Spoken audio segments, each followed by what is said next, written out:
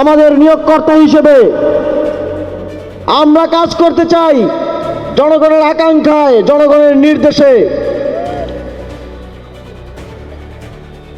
আমরা জানি বিগত সময়ে আপনারা আঞ্চলিক বৈষম্যের শিকার হয়েছেন। শেখ হাসিনার ফ্যাসিবাদের সময়ে রাজনৈতিক সহ বিভিন্ন কারণে আপনারা আঞ্চলিক বৈষম্যের শিকার হয়েছেন। পার্শ্ববর্তী একটা দেশ চায় না বলে আপনারা আঞ্চলিক বৈষম্যের শিকার হয়েছেন। আমরা 11 দলীয় জোটের পক্ষ থেকে আপনাদেরকে নিশ্চিত করতে চাই, আমরা রংপুরকে এবং দেশের আরো বিভিন্ন অঞ্চল যারা রাজনৈতিক কারণে আঞ্চলিক বৈষম্যের শিকার হয়েছে তাদেরকে আর কোনো আঞ্চলিক বৈষম্যের শিকার হতে দেব না। আমি যখন দায়িত্বে ছিলাম, আপনাদের সন্তান আমাদের নেতা আখতার হোসেন আপনাদের সেই বৈষম্য দূরীকরণের জন্য কতটা পরিশ্রম করেছে আমি দেখেছি, আপনারাও দেখেছেন। তিনি বিভিন্ন উপদেষ্টাদের বিভিন্ন মন্ত্রণালয়ে আপনাদের নানা ধরনের সমস্যা নিয়ে গিয়েছেন। তার অনুরোধে এই অঞ্চলে কাউনিয়া পীরগাছা অঞ্চলে 10 কোটি টাকারও বেশি বিশেষ বরাদ্দ দেওয়া হয়েছে। তার অনুরোধে মসজিদ, মন্দির, কবরস্থান থেকে শুরু করে রাস্তা নির্মাণ সহ নানা ধরনের উদ্যোগ গ্রহণ করা হয়েছে। আপনারা জানেন গত বছর আমরা পানি সম্পদ উপদেষ্টা সহ তিস্তার পারে একটা গণশুনানি করেছিলাম। আখতার ভাইয়ের অনুরোধে সরকারের উচ্চ পর্যায়ের ব্যক্তিত্ব সেখানে এসেছিলেন এবং সেখানে আমরা তিস্তার পারে বাঁধাইয়ের জন্য 250 কোটি টাকা বরাদ্দ দিয়েছিলাম। এখন তিস্তার পারে সেই বাঁধাইয়ের কাজ কিন্তু চলছে। শুধুমাত্র আখতার ভাইয়ের অক্লান্ত পরিশ্রম এবং অনুরোধের ফলে এটা বাস্তবায়ন সম্ভব হয়েছে।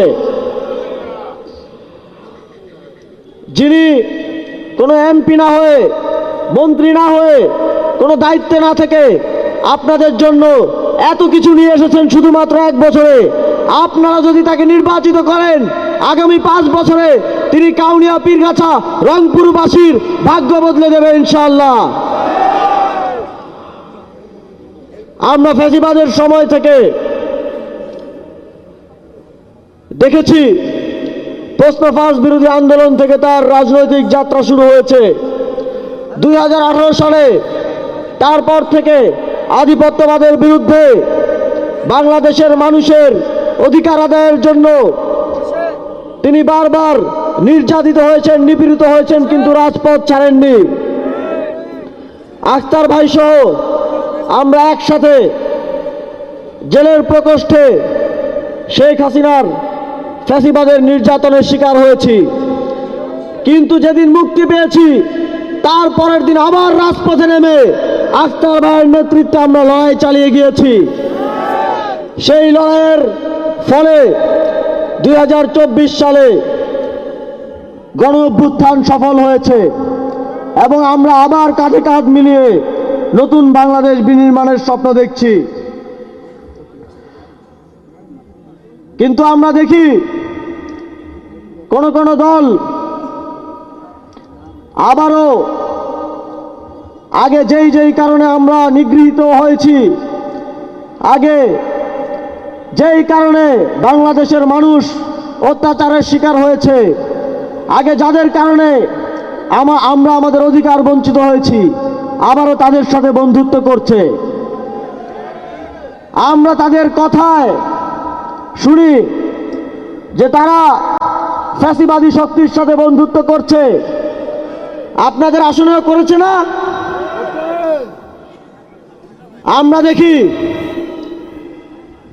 যারা ফেলানীকে শহীদ করে কারাগারে ঝুলিয়েছিল, যাদের কারণে আবরার ফাহাদ শহীদ হয়েছিল, যাদের বিরুদ্ধে কথা বলে শরীফ ওসমান হাদি শহীদ হয়েছে, যাদের বাধায় তিস্তা তিস্তা পারের জনগণ তিস্তা মহাপরিকল্পনার বাস্তবায়ন পায়নি, তাদের সাথে আবারও বন্ধুত্ব করার চেষ্টা করা হচ্ছে।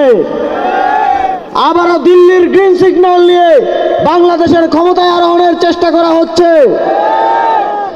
আপনারা কি তাদেরকে আবারও দিল্লির গ্রিন সিগন্যাল নিয়ে আসার পর এদেশের ক্ষমতায় আরোহণের জন্য ভোট দেবেন? তাদেরকে বাংলাদেশের জনগণ লাল কার্ড দেখানোর জন্য প্রস্তুত হয়ে বসে আছে। তবে জনগণের সেই ভোটাধিকার নিশ্চিত করার জন্য আপনার আমাদের সকলকে ত্যাগ স্বীকার করতে প্রস্তুত থাকতে হবে। আমাদের সকলকে 12ই ফেব্রুয়ারি লড়াই করতে প্রস্তুত থাকতে হবে। যদি আমার মায়ের, বোনের, আমার জনগণের ভোটাধিকার হরণ করার জন্য কেউ মাস্তানি করতে চায়, কেউ হুন্ডা দিয়ে গুন্ডামি করতে চায়, তাহলে আমরা সেখানেই প্রতিরোধ গড়ে তুলব। কাউনিয়াবাসী কি প্রতিরোধ গড়ে তুলতে প্রস্তুত? আমরা রক্ত দিয়েছি, এদেশের বীর সন্তানেরা জীবন দিয়েছে।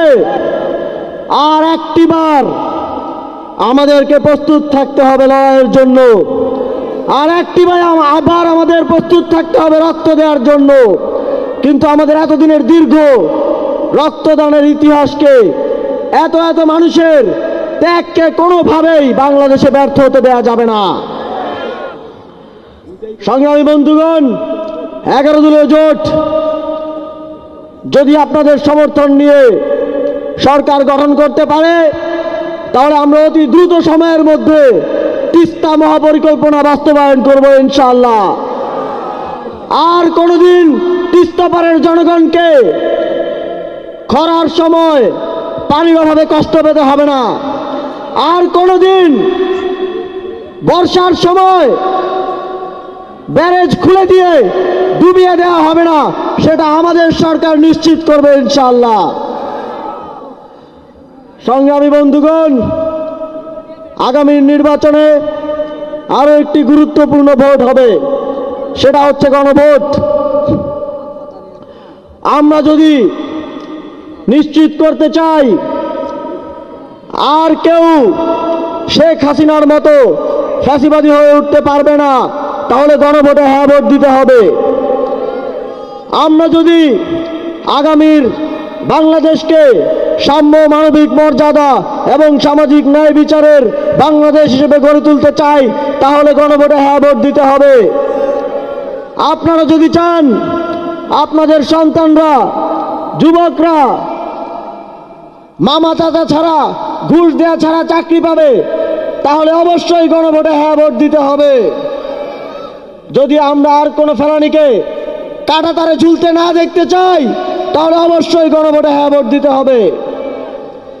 আমাদের আবারও দেখা হবে 12ই ফেব্রুয়ারি আখতার হোসেনের বিজয়ের পর, আবারও দেখা হবে শাপলা কলির বিজয়ের পর, আবারও দেখা হবে 11 দলীয় জোটের বিজয়ের পর।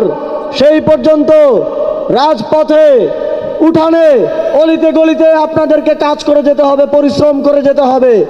আপনার আমার এই 10 দিনের পরিশ্রম আগামীর বাংলাদেশ কিরকম হবে, আগামীর কাউনিয়া, পীরগাছা, রংপুর কেমন হবে তা নির্ধারণ করবে। আগামী 10 দিন ঘুম থেকে শুরু করে সকল ধরনের ত্যাগ স্বীকার করে আমাদেরকে কাজ করে যেতে হবে বন্ধুগণ। আমাদের বিশ্বাস আপনারা তার জন্য প্রস্তুত আছেন, আপনারা তার জন্য কাজ করবেন, এই প্রত্যাশা ব্যক্ত করে আবারও বিজয়ের মিছিলে দেখা হবে, এই প্রত্যাশা ব্যক্ত করে আমার বক্তব্য শেষ করছি।